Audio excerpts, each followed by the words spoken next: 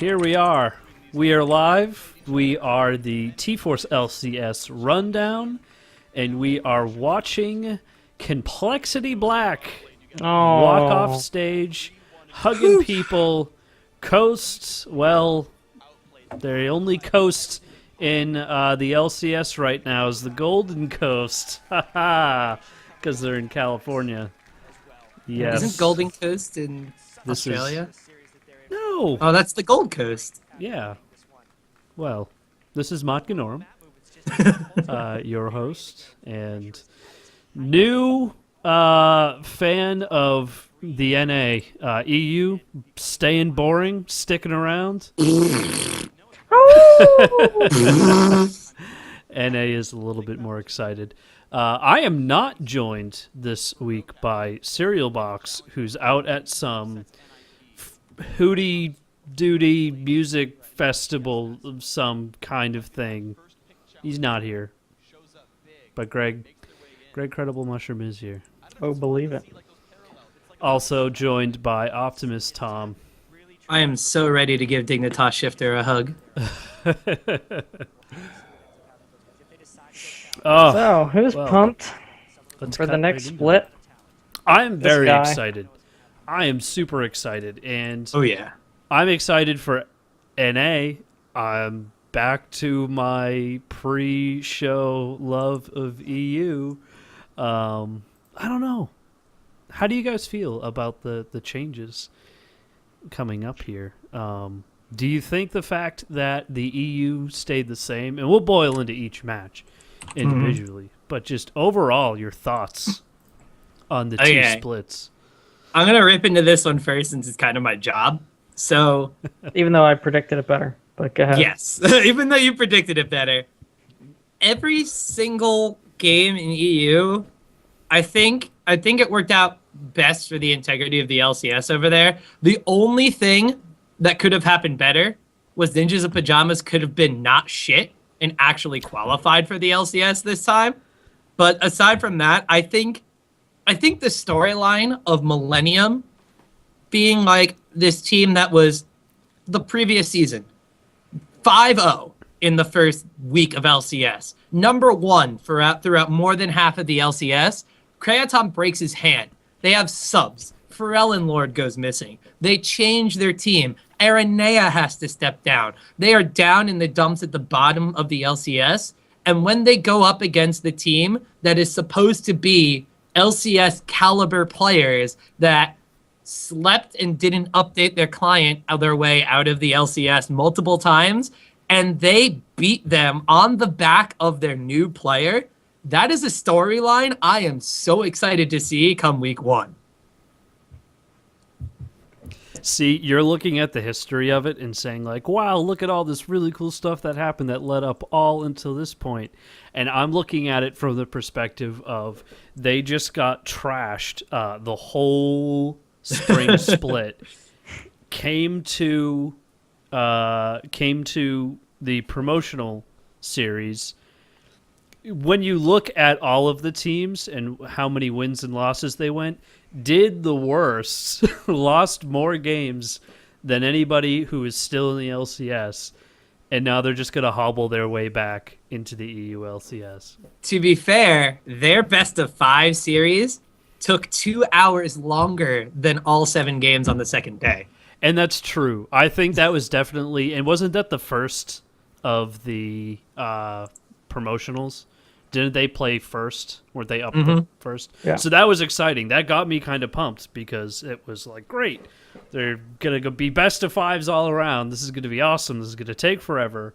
But we're going to have so much to talk about in EU. And then we didn't. I don't know. I felt a little iffy about Millennium with Aranea being gone. I really liked him. I liked his attitude. The new player, I didn't really get a feel for.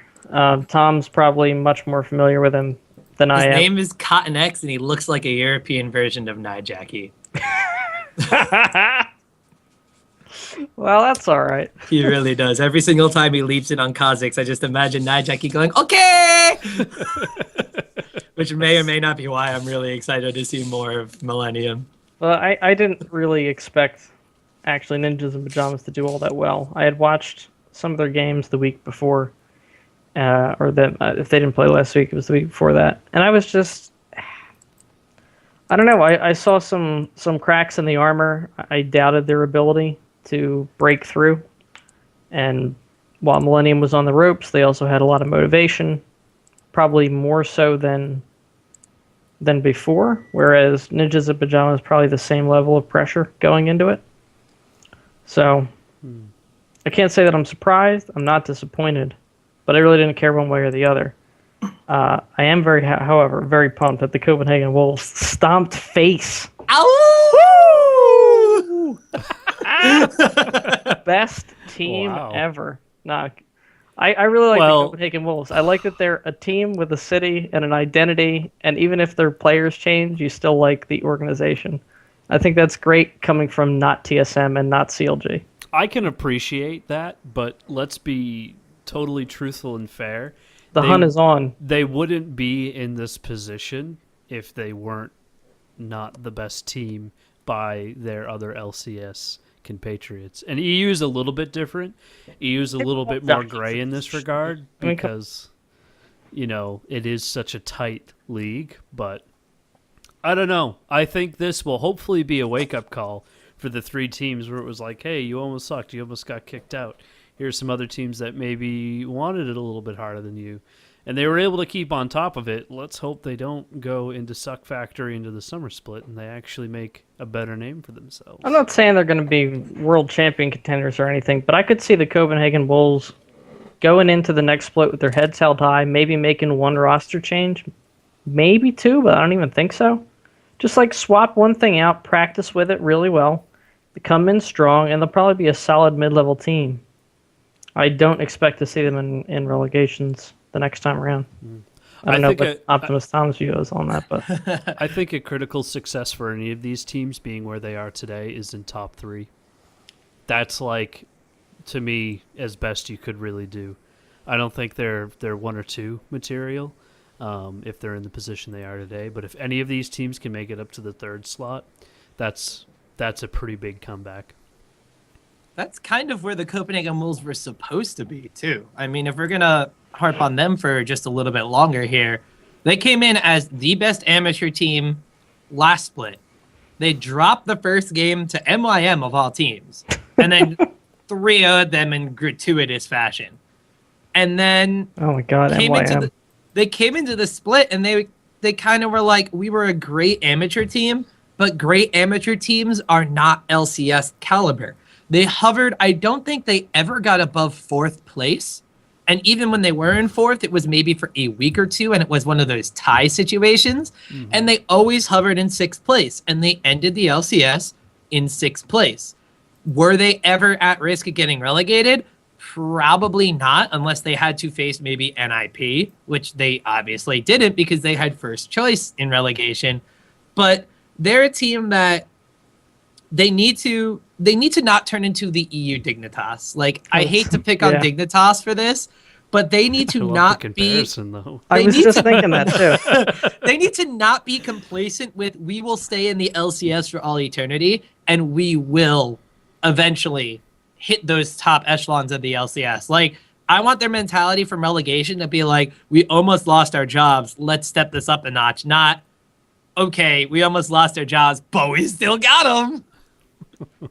They should just like internalize Davey Richards promos from like 2 years ago. Just that's it.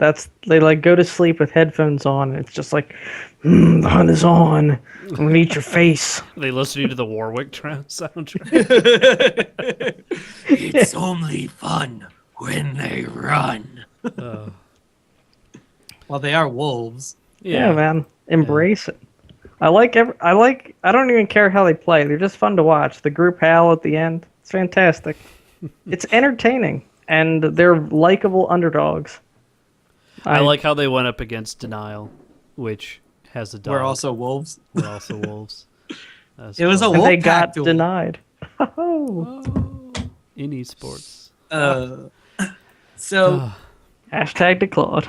I feel like while we still have all this momentum on the EU promotion tournament, which is the better promotion tournament, if you're asking one optimist Tom, can we like start from the beginning? Because I know the Super Hot Crew game we haven't touched on quite yet, but I have so much about this Millennium game that I want to talk about because I know that people do not think Millennium should have won that series. And I have the reasons why they won that series. Yeah, I know you do not think Millennium should have won that series. Tell me why I'm wrong. All right. So in game number 1, Millennium showed that they have the mentality of let's do something. So they go to do the 4v0 tower push, but they send Kevin back early. He gets denied so hard because NIP is just like, well, we're in a 4v1. We're just going to push your top laner out of lane and do stuff, take their towers down, and they just can't do anything against Elise and Twisted Fate's mobility, and they wind up getting shut down in NIP style. It takes about 32 minutes to win a game because they're NIP and they can't close things out unless it's a half hour or longer. So in the second game, Millennium are like, all right, well, we messed up, but they gave us a lot of time to try to do something. So they go, all right, let's pick Soraka to keep ourselves alive. Let's pick Ryze, because this game's going to go on forever, and they keep banning our Jax. And let's pick Nocturne, because Cotton-X, he didn't really do anything as Evelyn in that game. So while NIP is taking 7 dragons, 4 barons, and have a ridiculously higher tower count and KDA, Nocturne's Pharaoh Flare has like 50-something stacks on it. Ryze is at the point where he has 6 items, and he's like continuously buying elixirs and can't buy anything else. And NIP's composition has no engage. They had a Leona, I think. That was it. And they were like... Are you talking game 3? Game 2. Oh, game 2. Sorry. Game 2, they had a Leona and Evelyn. And they were like, oh, we can't dive that tower. Oh, we can't do that tower. So they had nothing. They had a Zed and they had a Leona. And the worst part was if Zed went in, he just got exhausted and shut down. So Millennium just stalled it out and scaled. Same thing happened in game number 3. They just stalled it out and scaled. But in that game, well, what happened was Millennium got into like a really bad team fight. And then they were kind of just like, oh no, that was the game where NIP surrendered. Because once it hit an hour into the game, NIP were like, we can't do this again. And they just gave up after one. They literally pushed down the mid lane, fought a team fight, all died, and then immediately forfeit. Game number 4, it was on track to do the same exact thing because they don't ban Jax. They give Cotton-X his Kha'Zix. And then all of a sudden Millennium is like, oh, okay, we're going to do Baron, we're going to push, and we're going to get caught recalling, and then the game's over because they gave Newt Duck's Kale a quadra kill at like 20 minutes into the game, and he hit 6 items before anybody else in the game did. And then in game number 5, NIP banned out most of the stuff that they were supposed to ban out. But they picked Zed again, so they got exhausted.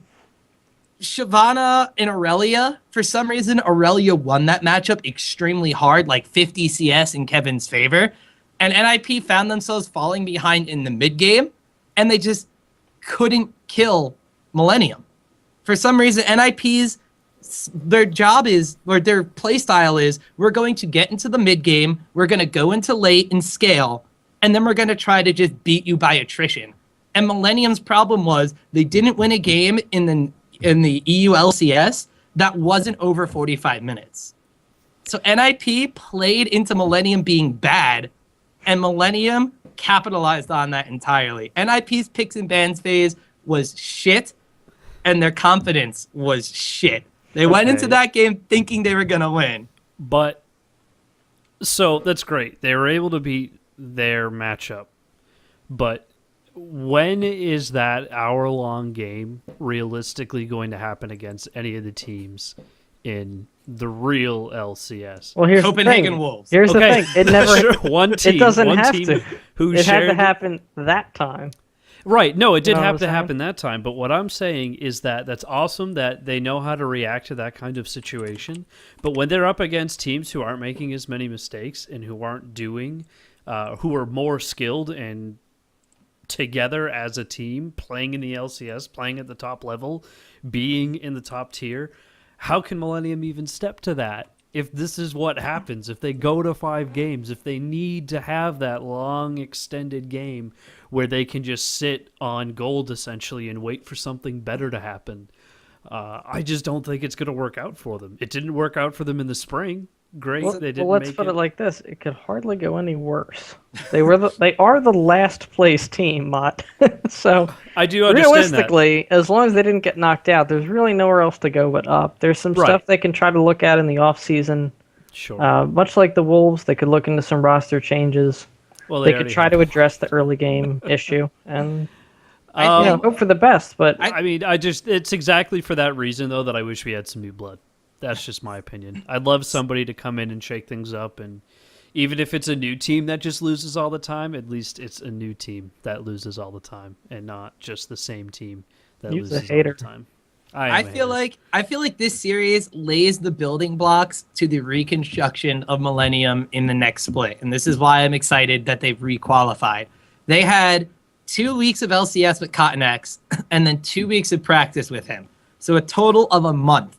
They were able to put themselves together where when they are in a losing situation, their team mentality is able to bounce back and take a victory against a team that is supposed to beat them.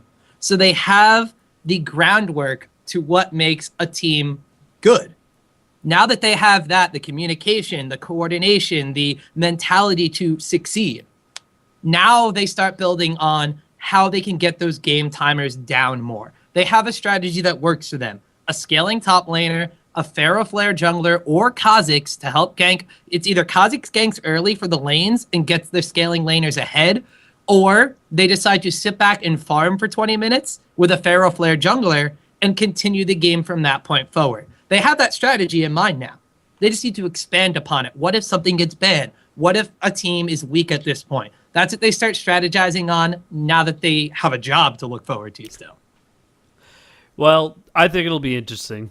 It'll be interesting to see whether or not that they can actually get some good momentum in the beginning of the summer split, because I can envision if they come into the summer split and they just get crushed, that mentality is just going to sink in and they're just going to keep losing one game after the other. And it's going to be a gimme. It's going to be like having, an XDG in EU, which I guess we're used to it on NA to some degree, so we'll be fine with that. But, I guess we'll see. We'll see, because that's what we don't really know. We're just making guesses here. that's a good time to transition to XDG, though. I think it's a better time to transition to Super Hot Crew, because we didn't even really talk about them much. Oh, man. Super Hot Crew were super hot and impressive. So Super Hot Crew, I think the best thing they did in this series is coming up against Cloud9 Eclipse. The big thing with Cloud9 Eclipse was they don't have their normal jungler. They don't have their carry jungler. They had Santorin rather than Ko, because Ko is too young. So they didn't have as much time to practice with this jungler, like very much similar to Millennium. Super Hot Crew, their strengths rely on either Mr. Rallis or Impaler. So what do? They pick Xin Zhao against Kha'Zix and try to fuck up Sanatorin's jungle. They do it in the first 2 games extremely well. Game number 3, it's a little bit slower, but the whole team kind of comes together at that point and they're able to capitalize. Super Hot Crew, this is a team that either grinds out games and loses in the end of them, or beats Roccat and Gambit 23 minutes into the game. So Well, I'm not looking surprised forward. about Gambit, but I'm looking forward to this team getting stability. Like, this is an LCS caliber team when they put in the work. Like, EU Dignitas all over again. Like, that comparison. I don't want them to be satisfied with holding the record for most deaths like Mixa did. 4 deaths in those 3 games or something like that. He went from having the most deaths in LCS to potentially the least deaths in promotion relegation history. actually, no, he only had 3 that one. 3. 1 death per game, down from an average of 4.5 deaths per game in the regular season. Yeah. No, I mean, I was impressed by Super Hot Crew. I thought they really handily gave that to Cloud9, and I was so excited to have a Cloud9 in the EU LCS, just because I wanted to be able to say Cloud9 all over the place. But alas, I dream. So, Yeah, I was impressed with Super Hot Crew. I didn't really have much emotional attachment to that game, but I have to say I'm more excited about them now that I have watched that series than before. So, in other words, I'm willing to buy Tom's thing of, get excited for the summer split and see what they can do after they've had time to settle. Because I want to see a strong could be good. summer split showing. If there isn't one for any of these teams, I'm going to be strictly rooting against them. I went into, with the exception of Millennium to some degree, because they were pretty terrible consistently, I went into the EU promotional matches pretty vanilla. I could have gone either way, could have been happy either way. Obviously, it doesn't go any of the way that I want it to, which is fine. But I want to be impressed. 3 or 4, that's my impressed. We're going to write that down, mark that. Either of them hit 3 or 4, I will be impressed. Out of the bunch, probably Super Hot Crew has the most realistic chances, but I'm really pulling for the Wolves. I'd put it in the Wolves out of the 2. I think Super Hot Crew, when faced against a really hard team like SK or Fnatic, I don't think they're going to do as well. I know they've beaten them in the past, but I think now it's much different being in promotions and then trying to fight your way back up from that. You know who has to fight really hard from now on? Actually, no. You know who gets to not fight at all? XDG. See ya! I am so happy. I am so happy. I was really hoping that they would have put in the effort to even put up a fight against LMQ. Like, I love the guys on XDG, even Zuna. I don't know Sheep, but the rest of the guys, they're awesome guys. And I've known them since they were part of Team Fear, or even before that, back when they were Monomaniac, Ferris, and a picture of a goose. Most of that core members of the team. A picture of a goose. A picture of a goose. They did the Jarvan Leona bottom lane with Lemon God and Kurtoki. Come on. Learn your League of Legends history.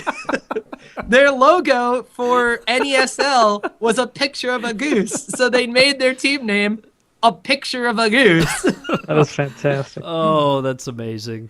But those guys, I was really hoping that they put in the effort to put up a fight against LMQ.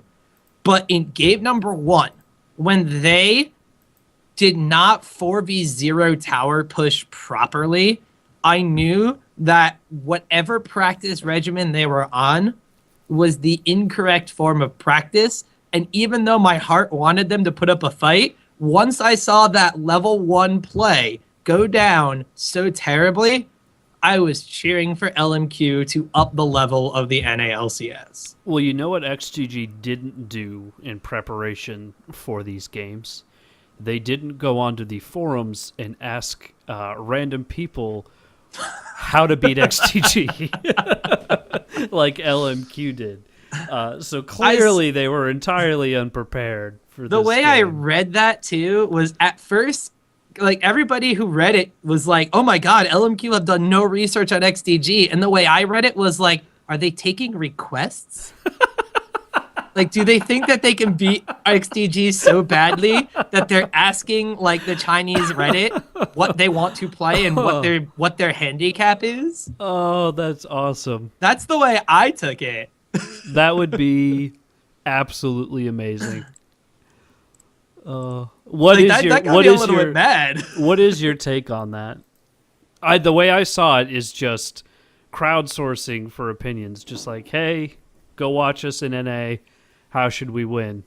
You know, what do we need to take into consideration? I think the big thing was at LMQ, whoever's running that team and their marketing campaign is usually pretty good at it. So I think that was one of those things where it's like, let's build hype for this series. Yeah.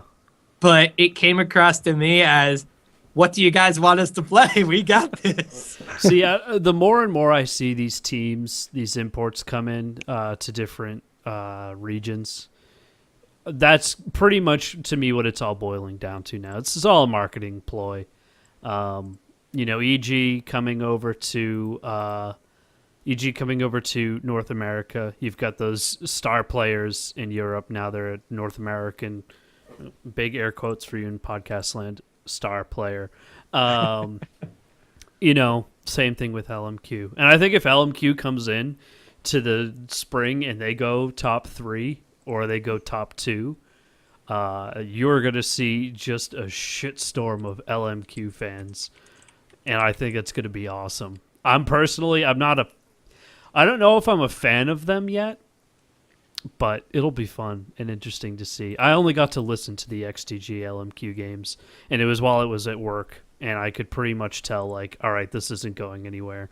So I listened to the first 2 games kind of passively on and off as I worked, and then the third game I didn't even pay attention because I knew how it was going to go. Oh, man, the stats are bad. 2 kills on XTG? You got to be kidding me. They did not play well that series. That's terrible. LMQ's strategy, especially in game 3, which was the most evident one, was let's make Xmithy a non-factor, because without Xmithy in the lanes, we can out-lane XDG. In game number 3 specifically, they harped on him so bad that at like 14 minutes, he was 0-5, and the lanes just could not help him because they were too busy being stomped themselves. Like, I felt, honestly, I know this is a little bit jumping ahead, but I was hoping Coast would win, because even though I love Nintendo, Josh is a really cool guy in my book, I think he wasn't doing what they needed for Coast, and I wanted Coast to pick up Xmithy, because he was like the missing piece of their puzzle, besides maybe picking up a real AD carry. But they focused on him so hard. It wasn't fair, to be honest. It was like, it's like when you play solo queue and you have the one guy that's playing like Fizz on your team and he's like 20-0, but the rest of the team is like 0-20. It's just not fair. Now, how does this work when a team gets bumped off into, I guess they switch spots? Do XTG automatically get into the Summers Coke League. Okay, yeah. They get put into the round of 8 of the next Coke series. So all 3 teams that got relegated, or all the teams that get relegated after this tournament, so we have XDG, we have Coast, and we have Cloud9 Tempest, they will all be in the round of 8 of the first Coke series. Granted, they stay together. Do you think XTG will stay together? I'm going to doubt it. I'm not going to doubt it that they stay together in some way, shape, or form. I just don't know if it's going to be the same XDG players. I'm going to go out and say with relative confidence, even if the team stays together in a name, it's not going to look anything like how it does right now. I mean, if you go back and you watch some of the video, they were pretty down. They weren't too happy about the way they were performing. And that, to me, when you have that visible, just like shit look on your face that you're getting stomped, that tells me there's a lot of chaos going on back there. You should be focusing. You should be talking about that last match and getting ready for the next one and having your mind in there and not just sitting on the sidelines all sad-faced, all frustrated because you just got stomped and you know you're going to get stomped again. Because that's just it. You know you're going to get stomped again and you're not going to win. Yeah. And they didn't. They did not. Their trajectory, if you want to talk narratives, like we were talking about with Millennium, it's like the complete opposite, if you think about it. All their roster shakeups, all the drama, and instead of, rallying and managing to, somewhat end on a high note, they're out. And I don't think they're going to come back. Or, let me put it to you this way. I see no way in which the current collection of players would be able to survive the rigors of the Challenger Series and make it back through. Yeah. They're not a team. They're not. And they haven't been playing like a team for quite a long time. They're a collection of players. If anybody, they are the kind of team that needs a really stellar. They need a really stellar staff behind them. Because if you really take a look at it, XDG is the only team in the North American LCS to defeat every other North American LCS team. That means Cloud9. That means TSM. That means CLG. They beat them all once. At least once. They were able to take a chip out of everybody. And They also beat TSM and then immediately lost to Evil Geniuses. that says something, though. They're actually good that you brought that up. They are a huge part of the reason that TSM is not the number one team in North America right now, because they did get beat by them when it counted. Well, really hard for TSM. I mean, they also got 3-0'd by Cloud9 in the playoff finals, but XTG played a minor role in making them have to almost lose to CLG instead of beat Dignitas or Curse. I think compared, and it rightfully so, but they had the harder schedule that week. But that was last week. This is this week. X2G out, LMQ in. I definitely think LMQ is a 3. A 3 or a 2. 5. I think. I'm sorry? LMQ is a 5. You think LMQ is a 5? LMQ. The summer split. LMQ is a 5 in the summer split. Maybe a 4. Yeah, I don't think they're. You've got this look on your face, Mott, like you're perplexed at this concept. Mott, you're like, you are the embodiment of Reddit whenever I say LMQ is overhyped. Only instead of yelling obscenities at me and claiming I don't know what I'm talking about, you're just dumbfounded. Wasn't it just last week where we were talking about how lackadaisical they seemed and how much they just didn't have their give a fuck shades on? I think that's because they intended on coming into the series like they did and walking over XDG, which they did. They did. I think they're going to come in and they're going to look at teams like, ooh, Dignitas Ghost. Boom, gone. Or, sorry, Curse. Who was that? Curse. I think their fire is going to be going up against teams like CLG and TSM. I don't think they're going to be able to top C9 right away, but I think it's going to be... Ever. Ever. Are you both willing to put a mystery skin on LMQ not being able to beat Cloud9 even once? No, I will not do that. I'll put a mystery skin on LMQ never touching the top 3. Ever. Never touch it. I'll take you on that. Summer split. We're going to add that to the... week 1, I'm going to lose. I'll take this bet to you specifically. LMQ will not win the majority of games against Cloud9. In other words, I'll take you on that. I'll take you on that. I'll certainly take you on that, but I definitely think... Right. I'm saying I agree with you, not that I'll take you on the bet. I'm not saying they're not going to get a win once in a while. I'm saying they're not going to have the passion. Not many teams did. How many losses did Cloud9 have? I'll even extend that to TSM. I don't think LMQ is going to beat TSM more than once or twice. I think anybody can beat TSM. I think TSM can beat TSM. And you are TSM. I am TSM. I don't have much confidence. I don't have confidence in TSM's ability to be the team that they could be. I think it's all in their head. That's their biggest challenge, is what's going on in their mind. I think to a certain extent they take Reginald's advice and they take the strategy and the critiques that come in, but then I think when they actually get in game, they sit there and they think, oh wait, we're TSM. We can handle this. Sure, picks didn't go our way. We're horribly outplayed. We can take them though. And then they get spanked. And then that's just what happens. And then their fans stick by them. I don't know why. I think if anybody, Dignitas' fans should be sticking by them more than anybody. But how many cursed voice beta keys do Dignitas streamers give out? What is curse voice? Curse voice is an in-game voice over IP program that also for some reason coupled in ultimate cooldown timers, Baron, and Dragon timers. And Summoner spell cooldown timers. And buff timers. Does it also have links out to MMO Champion and Minecraft forums owned by Curse? And it also links to Leaguepedia or Esportspedia or whatever the hell pedia that they keep arguing about. But that's an entirely different thing. That was I'm just really a joke that surprised. there's a reason TSM fans have TSM fans. I'm really surprised Curse just doesn't go around with a big flag and say like, "Hey, you did pretty good. Here's a ton of money. Why don't we just buy you?" Like we. Isn't that what they did this split?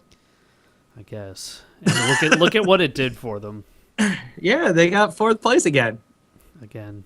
4th place, really? Son of a bitch. I fucking hate Curse.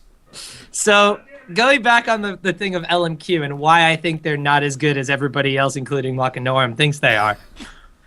LMQ's playstyle is always the Chinese playstyle. It is we are getting advantages in the early game, and then we will transition that advantage into the mid game, and then we will win the game before it goes on to late game because we don't know how to fight as a team.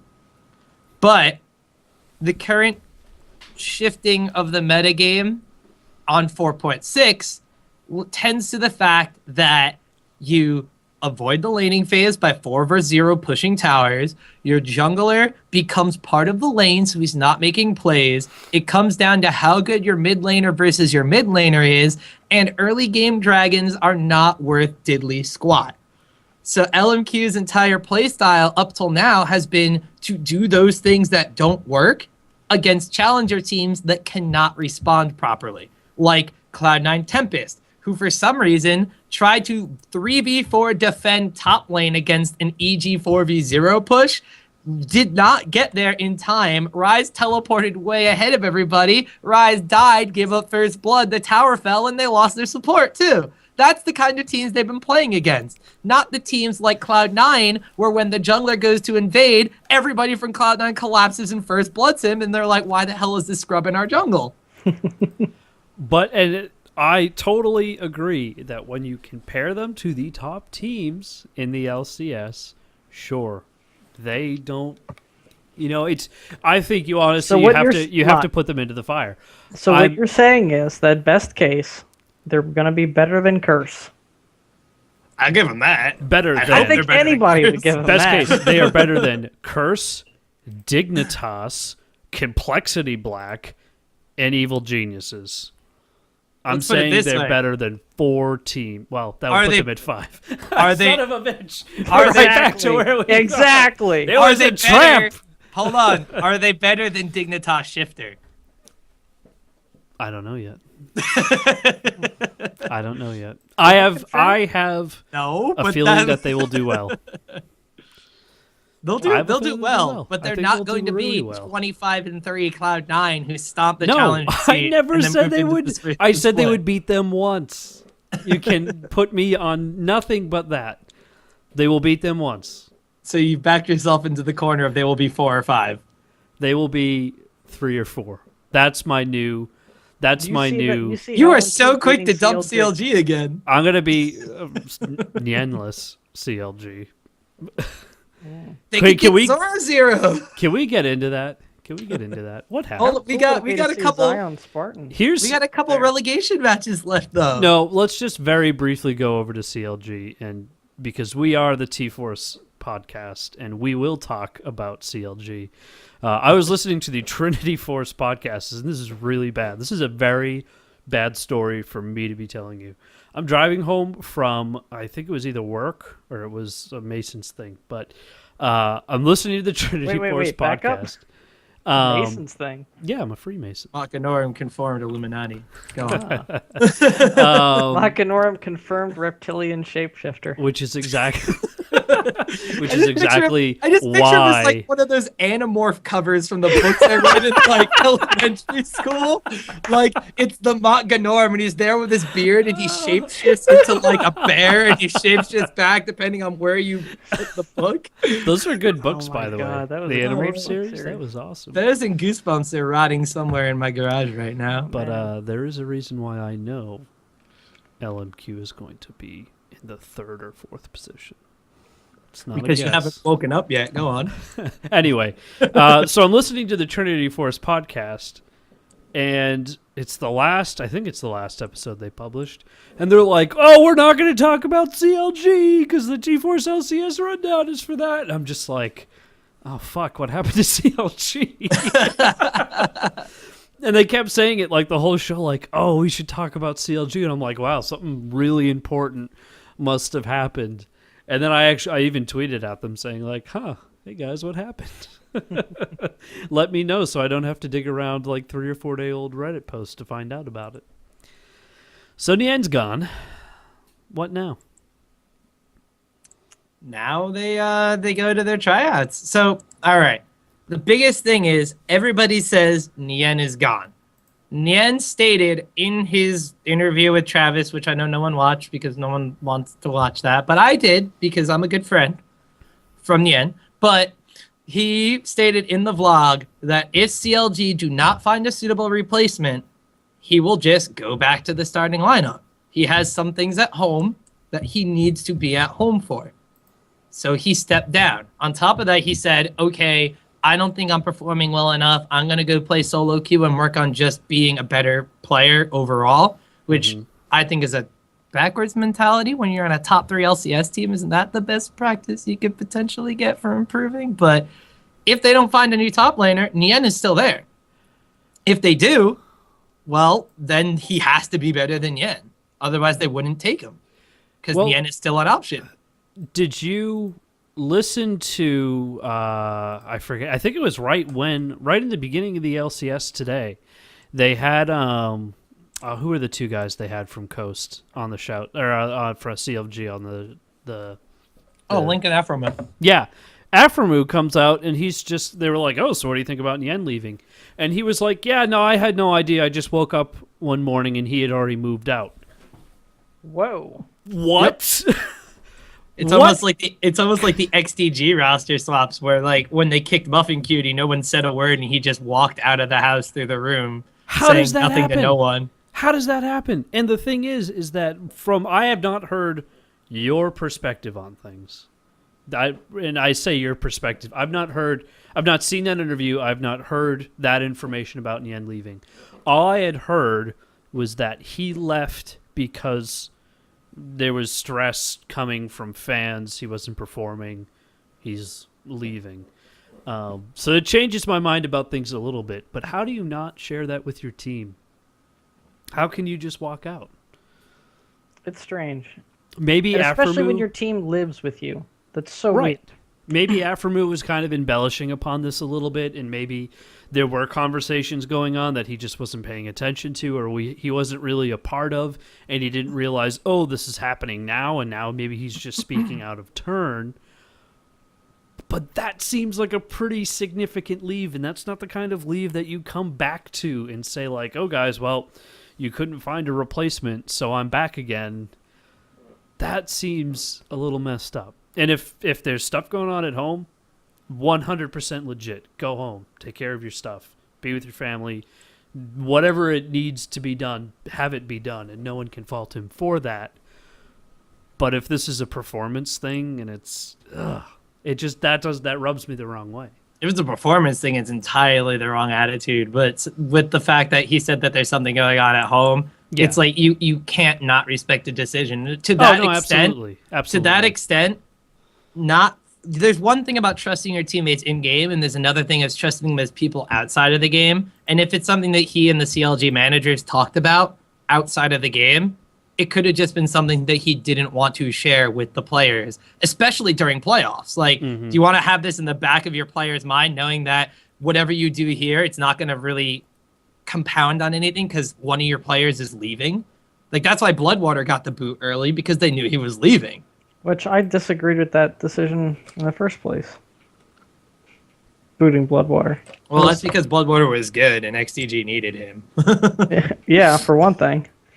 You know what, though? I can kind of agree. If you know somebody's going to leave and you have a suspicion that their compete level may not be up to par, I'd rather just flush it out and get somebody who you think might be sticking around in than just have it sit. Yeah, but I didn't get that impression with the Bloodwater thing. And maybe that'll be the case with Yan, because whatever he's got going on is a potential distraction. Probable distraction. I guess, but if he's willing to come back, that also doesn't really fit with that story either.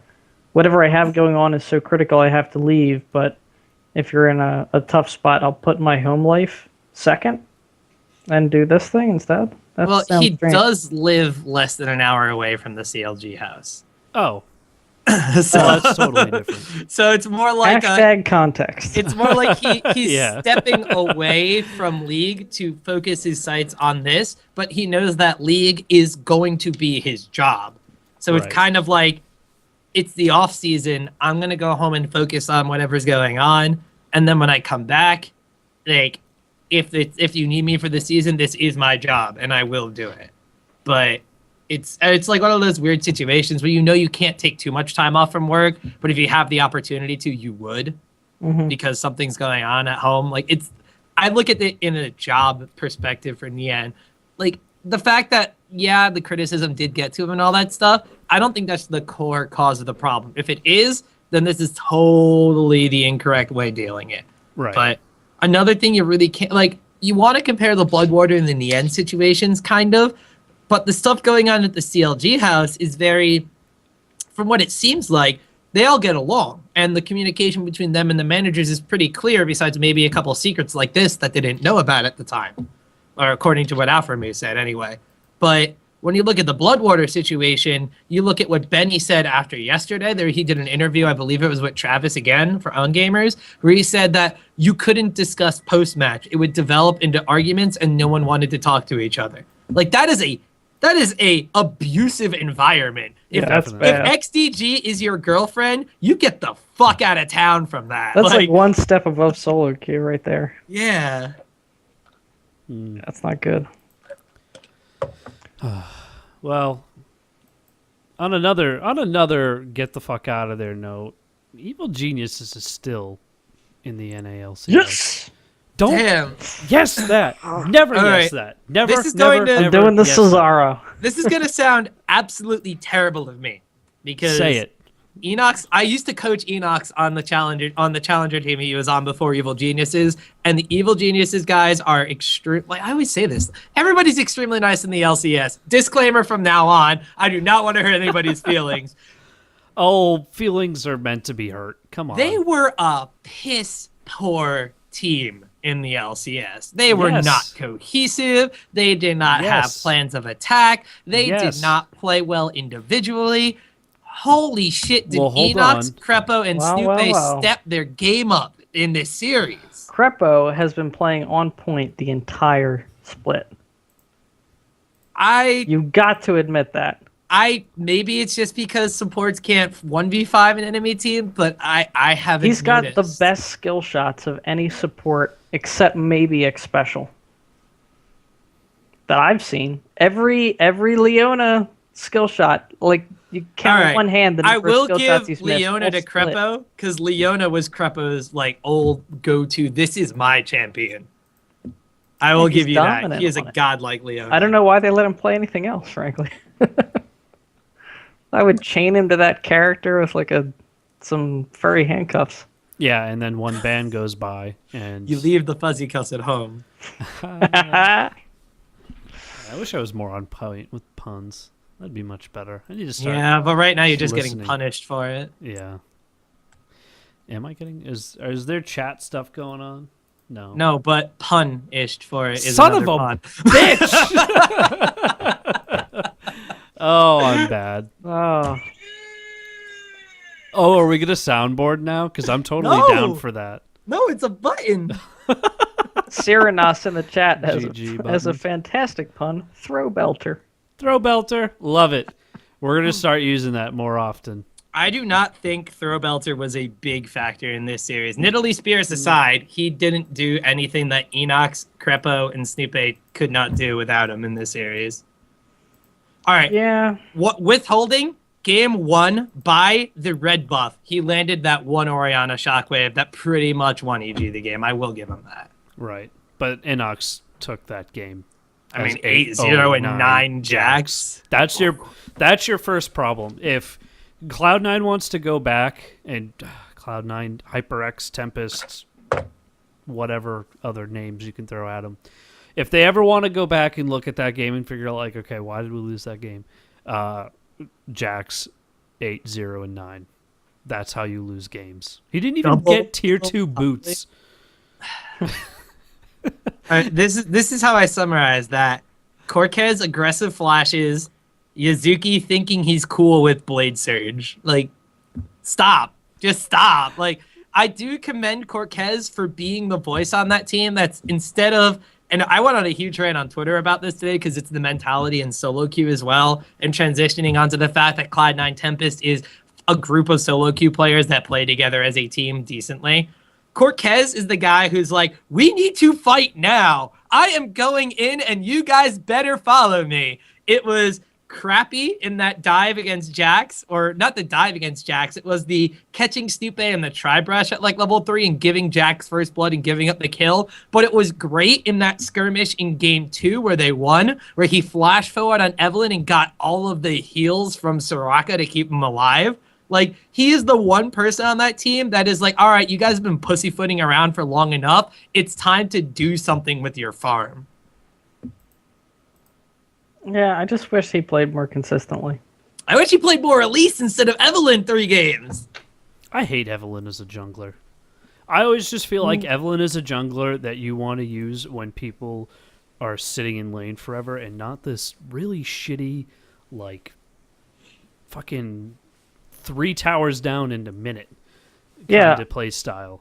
Last week I wanted to talk about what's driving that. I don't know if we'll have time to get to it this cast, but that would be cool to know. But I think Evelynn, even in regular games, a bit of an overrated jungler. She's been nerfed so many times, and her stealthiness is cool. It is a bit of an X factor, but once you get there, I mean, you notice all the LCS pros build her like a tank. Right.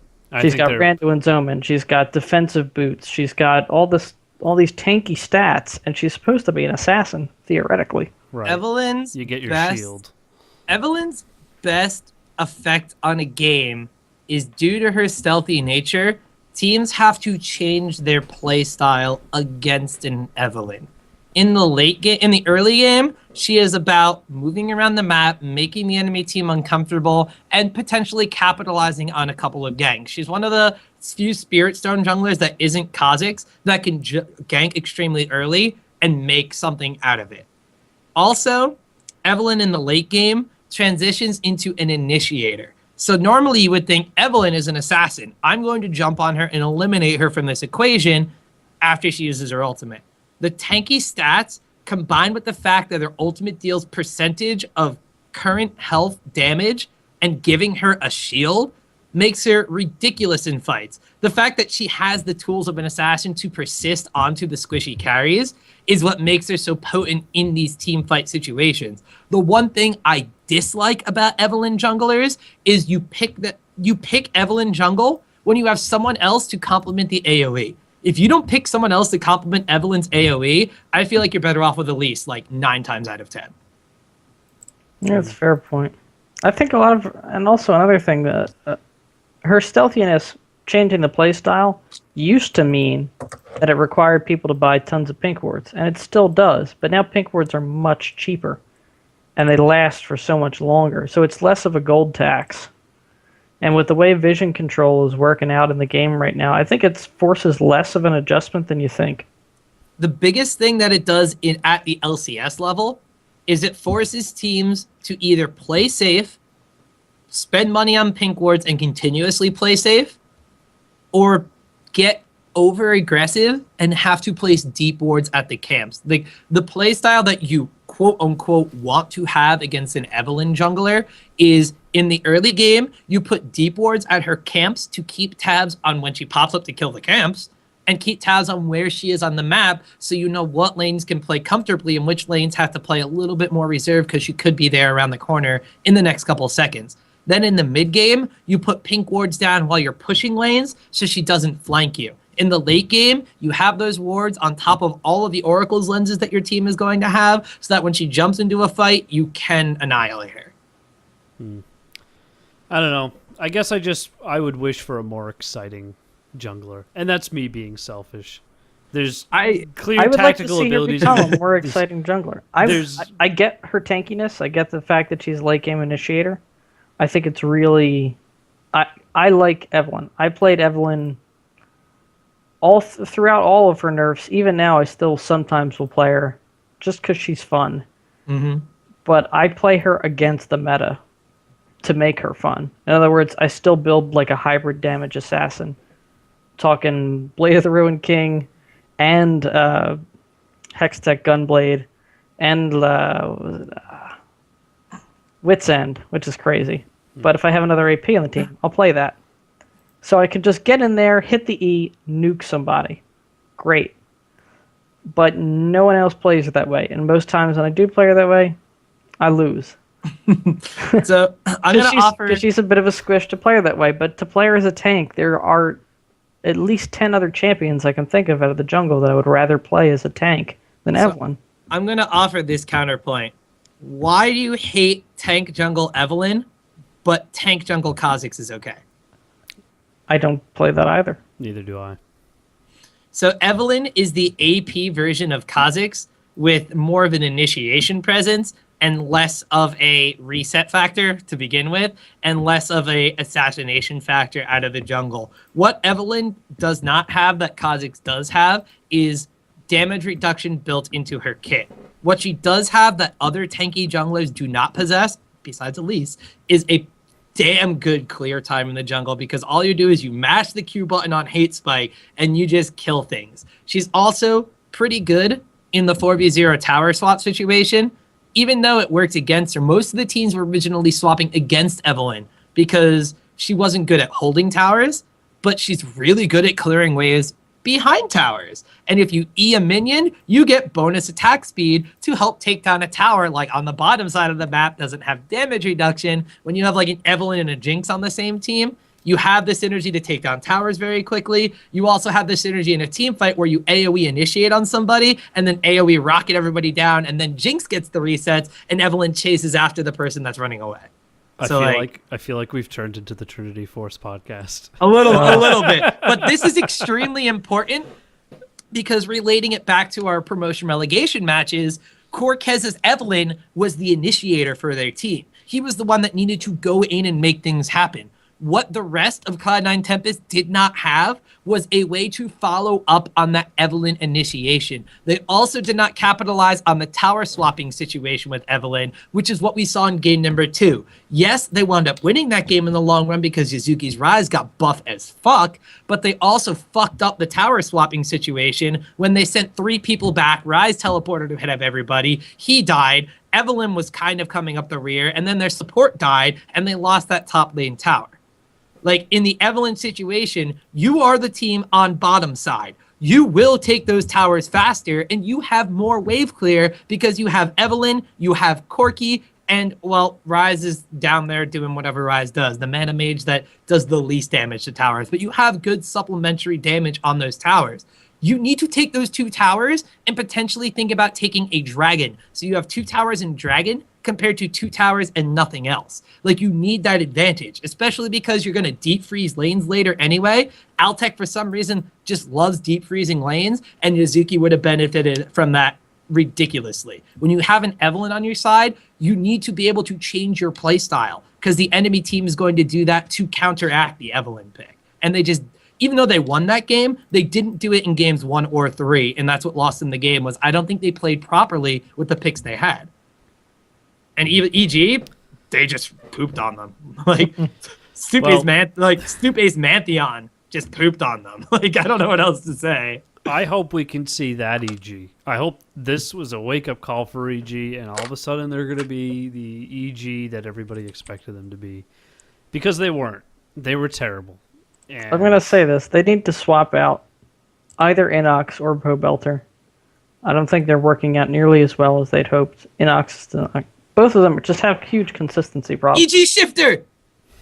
I would support that. Believe it or not, I would love that, actually. That'd maybe be great. they can scrape the bottom of the barrel and pick up some picks from XDG. Oh, actually. Rename the team from Evil Geniuses to just Team NA. You know what? Relegation. Relegation would be a cool name for a team. Completely out of the box. Move Snoop to the top lane and put Mithy in the jungle. X-Mithy. That'd be fun. You can also actually now you can pick off Coast too, because Coast is gone. Complexity Black The new XDG. Let's do it. Ouch. Westrice just farming in between lanes. Why not? All right. The other thing I want to say about EG real quick is I think once they have the off season to get themselves a bit more together and they permanently fix, hopefully, whatever effing visa problems they keep having that got like 4 of my picks wrong over the course of this year. That would probably help tremendously, I'm going to guess, so they can actually build up a little momentum and actually play with the majority of their team. It'd be nice. Let's move on to Complexity Black. What is Complex? Why are they a team that won? Watching some of the very minor problems that they had, that Coast just coasted, and by coasted I mean not took any solid advantage of. I just don't. I see them getting into the LCS and just getting trounced. Will anybody disagree that LMQ can beat them? Like, Well, Complexity Black were the first challenger team to take a series off of LMQ. wow. Next level. They are play. also the team to blame for the 4v0 lane swap situation where you take down towers. So they are a pretty innovative team. On top of that, the reason why Complexity Black beat Coast is because Prolly is probably the only mid laner in the Challenger Series that could have given Shifter a run for his money, and that let Broken Shard shit on Nintendo Decks. I think it Which was I am because happy of, about. I think it was because of Bubba pedo mustache, which I'm going to very much enjoy watching. I need to Who double wants check. a mustache ride? Everybody does. He is a creepy looking guy. I need to double check how old Bubba Dub is, because in my bad memory, let's see. I feel like he's 29, which makes him the oldest player in the LCS and the ties sketchiest home looking for the one. oldest age. Hold on, here we go. Pop it up. Little known fact, Complexity Black's gaming house is actually Bubba Dub's house where his wife cooks for all of them. Oh my god. I'm taking a look at that. And by wife, do you mean the person he captured a couple years ago? But and no, has it's just his given up? married wife legally, and she is not 14. I Was swear. was there a Child slave transaction? ride. There is no transaction. She is not of Eastern European descent, and she is old enough to vote and potentially be president, I think. I don't know. No, it doesn't say his age. They just have a silhouette. he was like 27, 28, or 29, but regardless of that, the coolest storyline from Complexity Black qualifying, at least in my League of Legends historian context, is the fact that now Westrice and Dyrus are the two oldest long-standing players in NA who are both LCS top laners. If you need any context as to what we're talking about, I'm putting it in the Twitch chat. Just go look at Bubba Dub's Wikipedia page and just look at his photo. So if you've ever seen wheelchair fencing, that'll probably be what like Complexity Black versus TSM is on the top lane. All right, so Westrice tilts hard. He was under so much pressure. This is what his 3rd or 4th time trying to qualify for the LCS, and he has been playing since pre-season 1 in competitive League of Legends. There was so much he's still only like 22. He had so much pressure on him that he was about to crack, but something kind of clicked. Was that there was a health issue in one of their games? Was that what was happening? Potentially, he could have gotten so nervous that he wound up just going to puke. That's what happens to some LCS players. But Yeah, I can imagine. if he gets those nerves under control, I think they'll be fine in the top lane. But like that was the pressure situation, and he got through it. So barring that it's not a recurring health issue, I think he's got those jitters out of it. So he's in the LCS and going against what we talked about with the Wolves and Super Hot Crew, where they can't get complacent. I want Westrice to get a little more complacent. Know that he's in this for an entire split and work on his game rather than being nervous about trying to qualify and have a job and not having to go back to school. Right. I don't know. I think this is a fun group to watch come into the LCS. I think some of these people have been in before. But I think they're going to be a fun team to watch to start.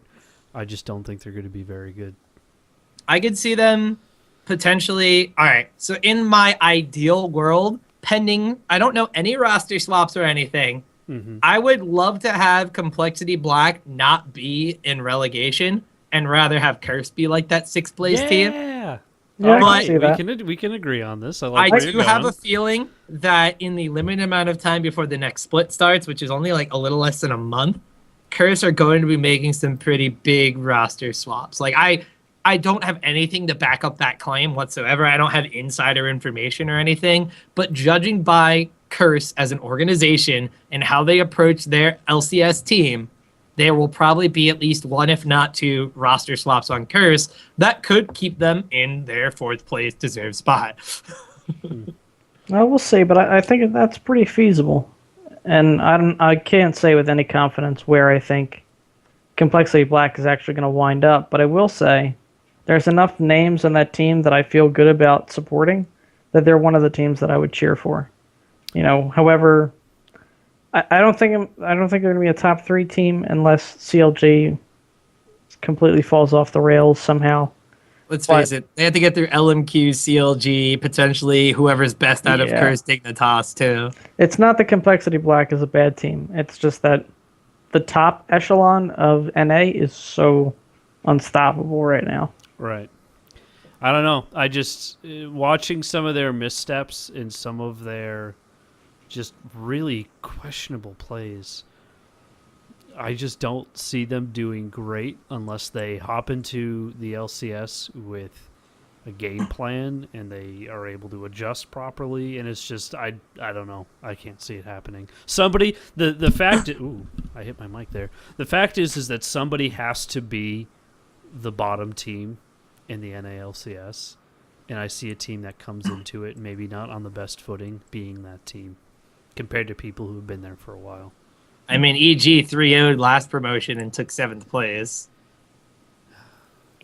I think It's a EG will do different better EG. this year. Or this split, rather. I I hope believe so. in the inbox. He got himself to inbox, and he is not outbox right now. If he got relegated, he would have been outbox. Well, speaking of the outbox, we do have a little bit more information about All Stars as we wrap up this week's episode. We got a late start, and it's getting late, and I'm getting tired. So let's go. So through let's this talk stuff. about not Worlds. Worlds will have to wait. I think there's a lot to talk about with Worlds, and we can at least talk about the All-Star split coming up. I think he's more in the reference to that there's 5 top teams, and it's not the same caliber as Worlds. No, see, I'm not sure how there's 2 ways to approach this. It's more exclusive. It's only the number 1 team. So in some ways, it's more prestigious. And the other side of things is the Worlds tournament is more rigorous because there's more teams involved. Mm-hmm. I would argue, though, that the fight factor and the compete level is going to be much higher when you get closer to Worlds. I think we've heard because it's the cup. Yeah, I think we've heard a lot of even LCS players go into it and say, well, Worlds is a much bigger deal, and we would care a lot more, and we would fight a lot harder. I think there's a lot more that goes into it. But Yeah, so I don't know. Once again, I just doubt why this format needs to be for All Stars. no, I agree. I hate the format. And I love the format so much. Oh my God, Tom died. well, we have the All-Star challenge teams /FF. locked in, not logged in. We have Team Ice and Team Fire. Tom, I'm going to have you run down Team Fire because I know I'm going to mispronounce some of those other names. Damn it, that means I need to find the list. Where is this? I would link it in Skype, but that's going to ruin everything. It's on the So LOL esports site somewhere. Team Ice has their team captain is Froggen. They have Doublelift, Mad Life, Archie, Messiah, who is their Hexakill. Wait, why did I miss one? No, That's it's 5. all right. I got it. Team Ice. It's Team Captain Froggen, Doublelift, Mad Life, Xiaomei, Archie, Xiaomei. Ha, that's who I missed. and their 6th Hexakill player is the Twisted Fate God himself, former Team World Elite Messiah. So that is Frog in the mid laner, Double Lift the AD carry, Mad Life the support, Mad Lift bottom lane, Xiao Mei Mad the Lift. top laner, and Archie the other AD carry on their challenge team, and Messiah who gets to be in their hexakill position. And then you have Team Fire, who was Glorious Gambit Gaming's jungler Diamond Prox as the team captain, Bjergsen as mid laner, Shy from CJ Frost in the top lane, Wei Zhao, Team World Elite best AD carry in the world circa season 3 something, Wei Zhao, QTV, who is the top laner for Singapore Sentinels, Singapore Sentinels, I believe, who is opposite of Archie, and Toys, not the best TF in the world, but maybe the second or third best behind Westor, who is also the best mid laner as of All-Stars last year as their Hexakill 6th position. Who's excited for Double Twisted Fates and Hexakill? Because I am! Well, what is the mode? There's a new voting open currently, and you have the ability to pick the teams for one of the matches. I think it's for, what even is this for? It's a 5v5 something. There are challenge matches that they are still voting on. The first one is Hexakill. Yeah. That was the Hexakill voting. The second one is they have Earth mode. Mm-hmm. Yeah, easy. So people get to vote on what champion has to be played or something. Like there's champions that have to be played in Earth mode. Ezreal. There's also a ban list. You have to look at the ban list of champions. Hold on. When I click on Earth, it just says your Earth champion is Ezreal, and then that's it. Okay. Earth So voting is complete. I completely missed the fact that earlier today they released an article saying that they voted for Ezreal for the Earth champion. Oh. Huh. That just came out today. That wouldn't be who I would pick. But Now okay. voting for all 10 champions in a classic battle on Summoner's Rift. So you get to pick the 10 champions for both teams Yes. that they get to play. And it's not picking 10 champions for them to pick a pool from, if I recall it correctly. It's you pick 5 champions for Team Ice and 5 champions for Team Fire. Now, is it 5 for 5, or is there 10 total and they each alternate picking? No, it's 5 for 5, if I recall correctly. Yeah, which it means pretty much lays out. You pick for Team Ice, then you pick for Team Fire. Which means besides that Bug's you get not to taking see, my login, so I can't you vote get to right see now. like everybody voting for Anivia, Vayne, and Blitzcrank on Team Ice, and then like Lee Sin, LeBlanc, and Singed on Team Fire. Because you're gonna have. I think the majority of the fans player base isn't that educated. You're definitely going to see Teemo get picked, hands down. No. Yeah, he's going to get picked. Come on. No. Here's who I picked because I didn't understand what I was doing, and I think we were talking. For Team Ice, I picked Alistar, Nautilus, Rammus, Udyr, and Zac. Because I was like, who haven't I seen played in a while? Those guys. Then for Team Fire, we started talking, and I was actually talking, so I picked Aatrox, Ashe, Ezreal, Garen, and Teemo, which I think would be. So you just like voted for the third party in a presidential election. Pretty much, yeah. Although I'm pretty sure Teemo's going to be locked in for that.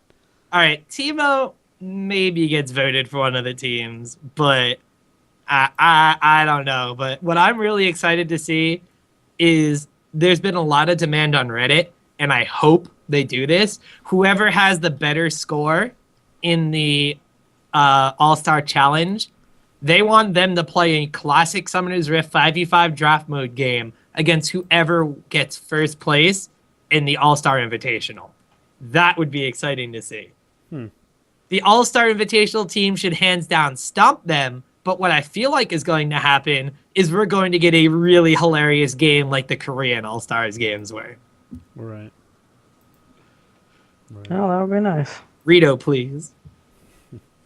Also, I'm going to take this moment to stand on my soapbox and tell all of you tweeting at me that you picked Poppy, and I'm looking at you, Nick Allen. Don't do that. Call that. You are wasting a pick. You are not going to get Poppy in, and the team with Poppy is automatically going to lose. So why would you vote for Poppy? A vote for Poppy is like a vote for Teemo. Unless you like Teemo, then a vote for Poppy is like a vote for Victor, because we're never going to see him played on a stage ever. Stop trying to make Poppy work. It's never going to work. All right, so you're saying buff Poppy? No! Is that what you're saying right now? I'm saying fuck Poppy. I think That's not what everybody's I'm just hearing. gonna go and. pick What I'm hearing Poppy. is everyone listening to this cast should go play Poppy in ranked. No, if you want to lose Elo and get banned for like trolling, you should pick Poppy in ranked. Yeah, go for it. That's actually the one champion I think Bridget's really excited about playing. Poppy? We didn't talk about that yet. Yeah, well, she's brand new to the game for everybody who's listening, and now You a part said of she this plays conversation. cute and female champions. Poppy is like a mutagenic, stupid little troll thing. Like, He's like a Yordle of Hillary Clinton. sure, I'll go with that. Just I don't entirely get it, but sure. Swap out the pantsuit for a shield and a hammer, and you got it. Holy shit. That's the best thing I've ever heard in my life. Oh, Well, I and it couldn't would rip be my the guy shirt who off covers this the cast, EU that so. doesn't get it. But that is perfect. Yeah. But no. So, to bring everybody else up to speed, my girlfriend is not a gamer by any stretch of the imagination. She didn't play it growing up. She didn't really... I don't even think she played too many of like the fun party games, like stuff on the Wii or anything like that. It's just not something she normally did. But she's really awesome and open to trying the stuff that I'm into. So she listens to the podcast. She watches some of the LCS games with me, and her laptop, which is 5 years old, just died. So she's like, well, why don't I get a good laptop that can play some games, and I can see if I like it. So we got her a pretty okay gaming laptop. It was an Asus. It has like a touchscreen and all this other stuff that if it didn't work out, she didn't like gaming. It's still a fun laptop that's usable. But then she downloaded League. And the first couple of times we tried to play, like time didn't work out. And it a little bit came off like she wasn't that into it. Like she wasn't super anxious to play. But then we were out on Saturday night, and she was like, "Oh, I really wanna play. Let's go home and play." So we got dinner. We come home. We start playing around like 7 o'clock at night, 7 or 8. 2:30 runs around. And she's like, all right, I'm going to play one more game. And I'm like, I'm going to bed because it's 2:30 and I'm exhausted. She is addicted. And for somebody who doesn't play video games, she is incredibly good. She Really? understands the concepts of laning, buying items, killing minions while also trying to do damage to champions. And actually, I think she went on a rampage today, which for somebody who, granted, she's playing against beginner bots, but all things considered, I think that's a pretty good start. That's much better than I was at the start. She's also horribly competitive and has yelled at me several times because I'm not explaining myself good as Are we I'm going trying to, to support her. Are we going to be Explaining playing with yourself her well. after this cast? There you go. And that's the kind of shit I get. Are we going to be playing with her after this cast? Oh, I'm so tired. No way. No way. I've had to deal with Comcast all day, and that's a piece of shit. Yeah, just take a load off. I'll play Poppy. There And you go. There you go. we'll have a I'm good gonna time. leave. Well, that's it.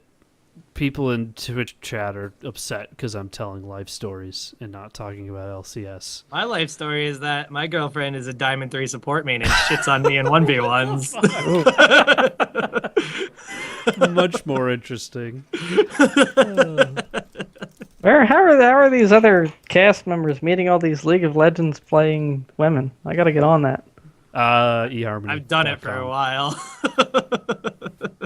It just so happens you go to a lot of League of Legends events, you meet people who play the game. Yeah. And some of them are quite attractive. Or go on eHarmony and be really honest and you find cool people. This is my dating profile on OkCupid. I'm looking for a Diamond 1 AD carry that I can support. Also support in the bedroom. All right. Insert I right promise here all my support skill player shots looking are for a on partner point. to play bottom lane with in intimate situations. Hit me up, ladies. Oh, man. Excellent. Also, skill will shots, sometimes if play you know top what I'm lane in the saying. right circumstances.